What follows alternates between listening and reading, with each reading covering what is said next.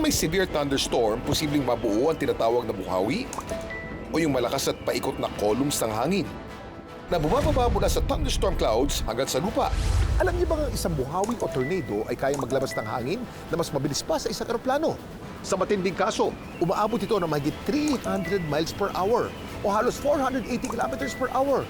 Kaya nitong buhati ng mga sasakyan, wasakin ng mga bahay at gawing parang papel ang kahit matitibay na structure. Pero hindi lahat ng nakikita nating pag-ikot ng malakas na hangin ay matatawag na buhawi o tornado. Ayon sa eksperto, ang insidenteng nakunan sa Cotabato ay isang dust devil o mas kilala sa Tagalog bilang alimpuyo.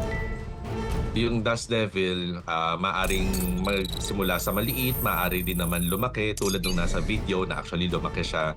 So ito yung hangin na nakikita natin na umiikot. Kadalasan yung dust devil nag-i-start siya kapag mainit yung lupa.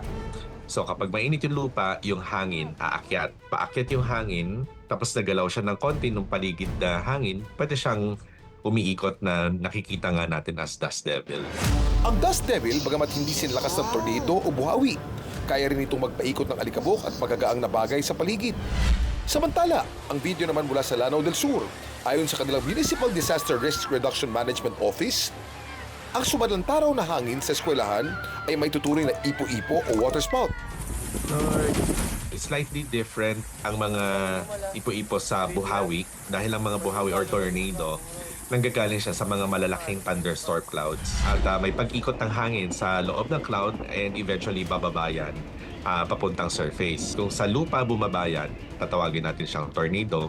Kapag naman sa tubig bumaba yan at humigop siya ng tubig paakyat, tinatawag natin water spout. Dapat talagang sumilong sa isang matibay na shelter, kumbaga.